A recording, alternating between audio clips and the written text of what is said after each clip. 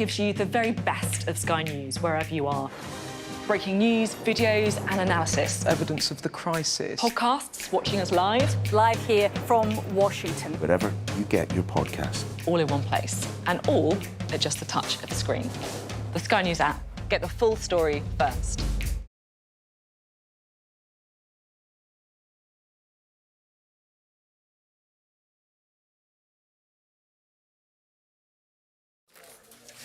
The top business stories live from the Sky Newsroom.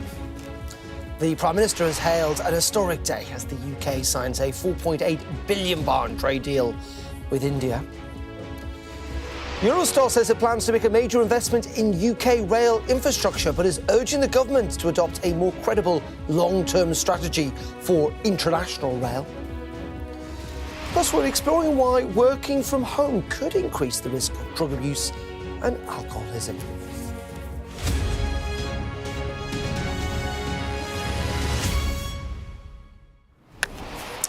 Very good afternoon on this Thursday. Business Live with me, Darren McCaffrey. Well, the UK has today signed a landmark trade deal with India, the largest agreement between Britain since the UK left the European Union. It is the biggest deal that we've managed to sign, and the Prime Minister has hailed it as an historic day for both countries. Earlier, I had a chance to speak to Ali Renison, Director of SEC Newgate, and a former policy advisor to the Business Secretary, who also helped work on this trade agreement. Here's what she had to say. So overall, I think the average weighted tariff that it has was going down from about 15% to 3%. Now, there's huge variations above that. So if you look at some of the sectors like whiskey, 150% average tariff to get into that market, autos, about 110%. Those are being reduced down to 10% over time for the auto sector, and also to about 40% over a couple of years for the whiskey sector. So I think particularly in the goods space, we're seeing a huge amount of tariff reductions in some key areas. Well, I've also been speaking to Nishant Sharma. He's the founder of Rutland Square Spirits in Edinburgh, who says that the agreement is a milestone for providers of British exports, especially premium goods such as whiskey and gin. So 150% import duty on alcohol has been forever. With this trade agreement, the duty will come down 5% every year, starting from 75%, starting once the deal is signed. Prime Minister Modi is here to put pen to paper. It will not only boost the alcohol industry. India has huge demands, especially after the trade agreement. The demand has surged. Indians love Scotch. They are very passionate about Scotch, and now they are looking to welcome more exciting boutique products like ourselves into India in a more reasonable price, which will be accessible to the wider population. And you can get more on that deal and what it means for the UK and indeed India, of course, on the Sky News website or the Sky News app in the Money section. Now, Eurostar has urged the government to adopt a credible long-term strategy for international rail or risk falling behind the rest of Europe. The plea comes before a crucial decision by the Office of Rail and Road that could end its cross-channel monopoly. Eurostar called for big-picture thinking from the government to enable more capacity for overseas rail, which it says could produce more high-skilled jobs and growth. With a tremendous ability to grow the market by up to 50% in international rail, to harness the growth that's going to bring. As Eurostar, we're prepared to invest over £1.5 billion in our new fleet, in new depot facilities, and what we're calling on government to do is find the space that enables us and everybody else who's willing to make that investment to push ahead and seize that growth and opportunity. So, Gary, if you're calling on the government to look at railway infrastructure to kind of keep the UK competitive with companies elsewhere in Europe, when you talk about that, in terms of what the government needs to do, what does that mean in terms of capacity and where it may be found? Yeah, absolutely. We announced only recently what we're buying with that £1.5 billion investment is an interoperable fleet that's capable of going all around Europe. that we've announced that we intend to go to Frankfurt via Cologne. We've announced we intend to go to Geneva. And we think here in the UK, there's a chance to invest in and expand our depot facilities to make London a real centre for high-speed rail maintenance operating at a European level, and bring in some of that skills and bring in those jobs as well. It's amazing when you look at train travel, whether it's here in the UK or indeed on the continent, despite maybe the cost levels, many say we're living through this kind of golden age of rail travel. Where do you think that's leading us to? And effectively, how much room is there in many ways for expansion? Yeah, but I think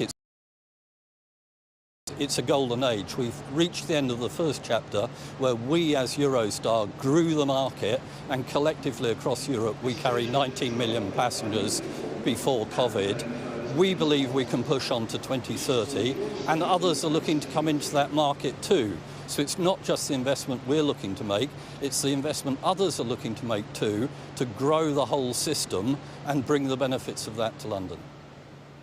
In saying that, Gareth, there's been a lot of criticism or suggestions that actually what Eurostar have been trying to do in some ways is to stifle competition in this area.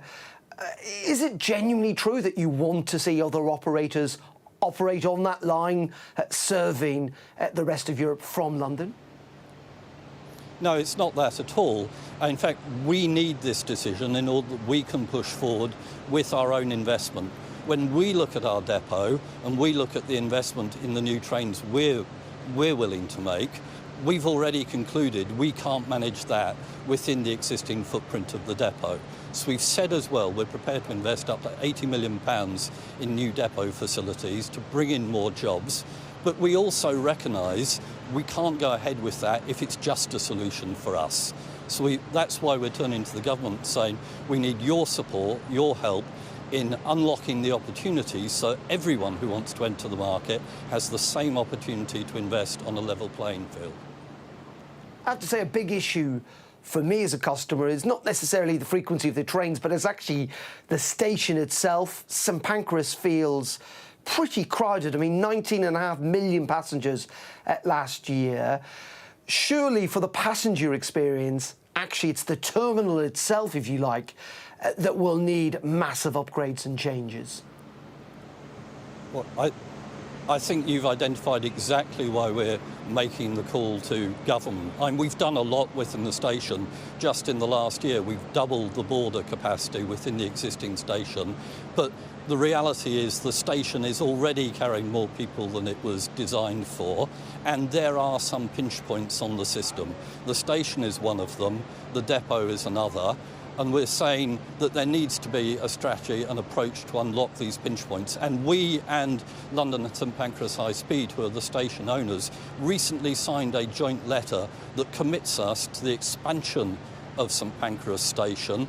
We're employing architects to look at that now, and there are plans in place to expand the capacity at the station as well. We want to unlock everything that's necessary to deliver this growth. And just very finally, Gareth, one of the other big challenges is clearly the border. I mean, St Pancras is the border, if you like, into France, Belgium and the Netherlands. And the EU are going to change the requirements, aren't they? I think at some stage over the next year or so, though it keeps getting delayed. What impacts are those border changes going to have for passengers? And are you working with the government to try and mitigate some of the trouble that may well cause? I think there is real political impetus. As you said, the government has recently signed rail cooperation agreements, renewed it with France, again with Germany, again with Switzerland. Everyone wants to see the growth. We've known that the change in border systems is coming for some time, and we're absolutely fully prepared. The infrastructure is already in place at St Pancras. We're good to go. As I say, we've doubled the border capacity, and we can accommodate those changes without any change in people's check-in times at all. There you go. That was Gareth Williams, the General Secretary of Eurostar, joining us, as you can see, from St Pancras Station in London, the home of the Eurostar. Now let's bring you up to date with some of the rest of the day's stories. And Tesla has warned of a further hit to revenue from Donald Trump's trade war and anti-electric vehicle policies in the United States. President big, beautiful bill after the automaker's worst quarters in over a decade. The bill puts a crucial source of profit for Tesla at risk that had allowed the electric vehicle maker to sell billions of dollars of regulatory credits to more polluting rivals to offset their emissions. Google's parent company Alphabet posted another quarter of double-digit growth in revenue and profit as the giant's efforts in artificial intelligence start to bear fruit and demand for cloud computing surged. Net income rose some 19% to $28.2 billion in the second quarter, beating analysts' expectations. Performance will soothe concerns that AI chatbots such as OpenAI's ChatGPT and also Claude's are taking significant market share from Google. And British gas owner Centrica's first half adjusted operating profits 47% year on year in what it is called a challenging market, though the company did keep its outlook unchanged. The company's chief executive, Chris O'Shea, says that Centrica is accelerating its efforts to make the business a leaner, more agile organisation. Well, a little earlier this week, I spoke to Mr. O'Shea and asked him about why he thought British gas customers appear to be leaving for competitors. Customer switching rates are low at the moment, but I'd rather focus on what we do in Centrica. And we've seen massive improvements in customer service, and we've seen quite substantial reductions. We grew our customer base in the first half of the year. Now, we always want to learn from, we have no pride of authorship in Centrica, so we always want to learn from what other people are doing, but I can change what we do in Centrica, I can change what we do in British Gas. That's why I don't focus too much on competition. You can get all the latest money news on our Money blog. All you need to do is scan the QR code that's on your screen right now, and that will take you through to the Sky News app. Now, British car and van manufacturing slumped in the first half of the year to its lowest outside the pandemic since 1953. UK vehicle manufacturing declined by some 12% to 417,200 units in the first 6 months of the year. That's according to figures from the Society of Motor Manufacturers and Traders. Only 2020 was worse in the past 72 years, when factories, of course, were shut down during the pandemic. Well, let's speak to the commercial director of Auto Trader, Ian Plummer, who joins us. Ian, always a pleasure. It's quite a stat, this. It's certainly not good news. No, it's sign of an industry that's had a tough start to the year. That's pretty clear. I think it's the result, obviously, of a lot of macroeconomic, political complexities that have weighed on demand, hit certain sort of markets more than others, and clearly impacted UK car production quite dramatically. On the plus side, it looks like it's getting a lot better. June actually saw a rise of production in comparable numbers compared to prior year June numbers. So there is some hope that things will improve, and that context that was very complicated does feel a lot smoother just now. There's a tariff solution of sorts, at least in place with the US market, which is the #1 export market for UK automotive. So the outlook for next year is positive, but right now it's definitely been a tough start to 2025. Yeah. Yeah, really tough start, and as you say, there's lots of factors at play here. But frankly, car manufacturing in Britain just has struggled, hasn't it, really, for quite a long time now? Well, there's definitely been headwinds from Brexit. It's widely known, let's say, that the UK was seen as a great bridge into Europe by Japanese manufacturers in particular. You saw Nissan, Honda, Toyota come over here, adding themselves to many others. You had obviously BMW Mini take over a plant in the Oxford area, Stellantis operations in Luton up in the northwest. Many of those still exist, but that benefit of being a bridge into Europe doesn't exist. So that has hit production numbers. We were heading pre-Brexit to probably not far off or over 2 million cars produced over here. And as you said, we'll be below 800,000 right now. Just as we speak, though, I think we should bear in mind there are some specifics in the current numbers where, apart from tariff impacts and so on that weighed on the US demand for British-produced cars, there are two major plants that have been retooling. So Jaguar are revisiting their electric strategy completely and retooling their plant in the Midlands area. And Nissan are doing the same with the Sunderland plant. So a lot of retooling work that happens means that you have to literally have downtime and can't produce cars. That's quite an immediate effect on production numbers, of course. And is it, you talk about the Leaf electric car, I think, in Sunderland also, with Nissan due to stop production shortly. Electric car manufacturing, is that hopefully the kind of, not the solution to this, but the upward trend in terms of trying to get those figures to tick back up again? Well, electric car production within the numbers that you've quoted actually did rise. So the bit of the industry which is going to grow, we're currently seeing around 1 in 4 new EVs, new cars, I should say, being electric in terms of new car sales. And that is growing, and that is set, as you know, I'm sure, to account for 80% of sales according to the zero emissions vehicle mandate by the end of this decade. So it has to grow. There's government regulation to make it grow. But encouragingly, just recently, the government announced incentives to encourage consumers to go and buy those vehicles, particularly the ones at the more affordable category under £37,000. That will include those vehicles coming out of Nissan's plant. So it does feel like the UK is setting itself up well to grow on the trend of electric vehicles, or electrified more broadly. Nearly half of all the cars built in the UK are either pure electric, plug-in hybrid, or some form of other hybrid. And just very finally, Ian, obviously, Auto Trader, you've got a real insight into the market of what people want to buy these days. We've talked a lot. You talked about the Jaguar Land Rover, particularly Jaguar, that's tried to rebrand itself. What impact has that had on your customers, the people who buy vehicles? Are they still quite keen on Jaguar? Well, Jaguar, I think, did an amazing job. It may have been for some people a bit of a Marmite moment. You love it or you don't like it quite so much. I won't use the hate word, but hey, I did it. I personally think they did an amazing job by creating some fantastic PR that got everybody talking about what they're doing. They are coming out with some brave, bold, you could say, designs. I saw their 0-0 concept at the Goodwood Festival of Speed a bit more than a week ago. It looks stunning, looks amazing. Their volume aspirations aren't the same as when they were going up against the German premium brands in their past strategy.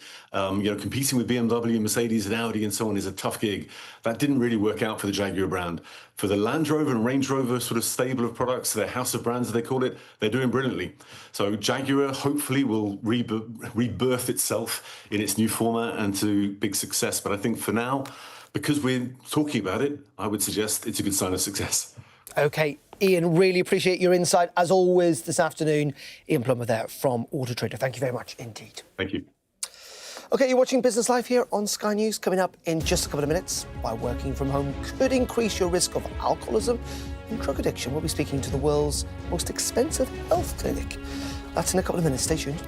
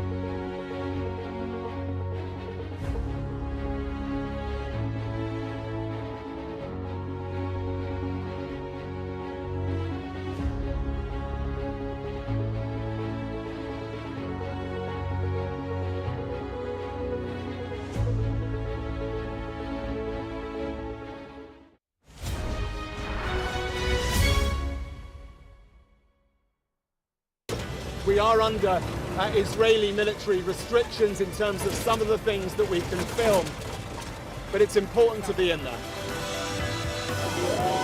Well, a slow drive for the president as he approaches his golf club. 4 more years! Free wherever you get your news. I'm Mark Stone and I'm Sky's correspondent based here in Washington, D.C.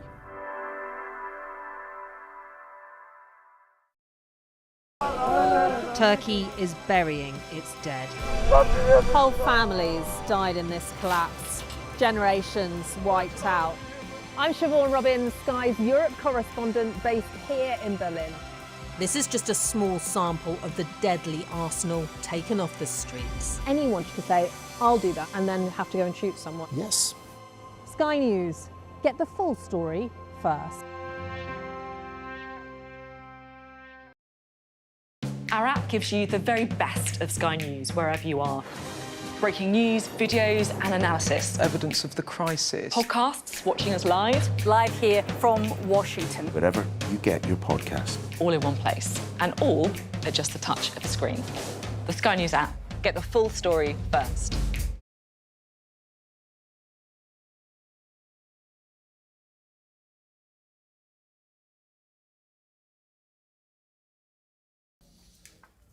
Now, working from home could increase the risk of drug abuse and alcoholism. That's the warning from the world's most expensive mental health clinic. Jan Gerber, founder of Paracelsus Recovery in Zurich, who treats high net worth individuals, says people are resisting returning to the office in the belief that remote working may have helped the mental health, but actually, they may actually suffer in the long term. Well, let's speak to Jan Gerber, who joins us now live, as you can see, from a very picturesque Zurich. Very good afternoon to you. This is all quite serious, isn't it, in many regards? What you're saying is that this idea that actually working from home, having that space, actually kind of cuts you off, I assume, and does have an impact on your mental health? Well, absolutely, Darren. It's a clear insight in psychological research that loneliness, is by far the biggest issue when it comes to mental health and health in general. And obviously, there is a much bigger risk or degree of loneliness when you work from home, no matter if you have some family members around or not. And is it loneliness primarily that you're seeing is driving people to addiction here? Because we're talking about potentially people risking drug abuse or alcoholism. No, absolutely. So it's a loneliness is one thing that creates pain, and the pain people look to medicate that pain, and often the choice to do that is alcohol or medication or drugs. Another issue is just a lack of structure, and kind of a lack of having to show up at certain time in the office. So if your first meeting is at 11 a.m. before then, it kind of blurs a bit the line between actual structure and work and your free time at home. Now, you run this mental health clinic in Switzerland. Is this something that you're actually seeing, or is there more widespread evidence for this happening? Well, essentially, I'm asking, where is this sense of what you're getting coming from? So we've seen it. There is also some studies, mostly from the US at this point, showing that workers from home, they have a 20% incidence rate of substance abuse, which is quite significant.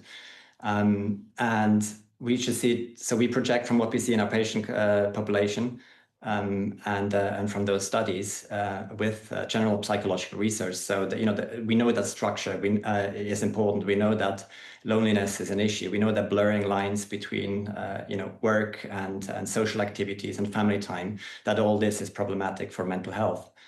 So as a conclusion, it can be very safely said that working from home poses significant risk for mental health. No, I think it's fair to say that your mental health clinic is not cheap. I think that's fair to say, isn't it? And wealth doesn't protect you from many of these strains, does it? You are seeing some of the most wealthy and successful people in the world. No, 100%. So in the end, we're all human beings. It doesn't matter if your job title is CEO or if your job title is janitor. And actually, wealth often creates a lot of additional problems. There's a lot of, and especially in the workforce, in the working world, expectations and pressure, they're significant at the top levels, of course. And is this linked to COVID? I know COVID in many ways, and this is why it's quite difficult to disentangle, isn't it? COVID obviously accelerated the working from home trend. for many, many people. And for lots of people, they've gone back to the office, others haven't. But it also, and we saw lots of evidence this week, that it had an impact on people's mental health, irrespective of whether they caught COVID or not. And so COVID seems maybe to be the trigger for these things, but in different ways for different people. Well, 100%. So COVID was a turning point, of course, and it's, apart from the anxiety and the social isolation that came from that, now we see years later still the impact of just a shift of how people work, and some of the things that did fall away. Again, it's the structure and the social interactions that have really, with COVID, completely diminished in many industries. And I do understand, we all understand that, it is comfortable to work from home. You don't have to commute daily. You also don't have to interact maybe with some obnoxious colleagues and so on. But in the end, a lot of people, they confuse comfort with mental health pressure, and confuse that or mistake comfort actually being good for their mental health, because we need to, go out of our comfort zone also to grow and be healthy and become more resilient. And also that has also been taken away with working from home. Jan Gerber, live there for us in Zurich this afternoon. Appreciate your time. Thank you very much, Ian. Thank you. OK, that is it from me on Business Live for the afternoon, rather. We're back tomorrow morning at 11:30. Do join me then if you can. Up next, it is the News Hour with Mark Austin, including more on that trade deal between the UK and India, and a special report from John Sparks on Gaza. Stay tuned for that at 5, and I'll see you tomorrow at 11:30. Goodbye.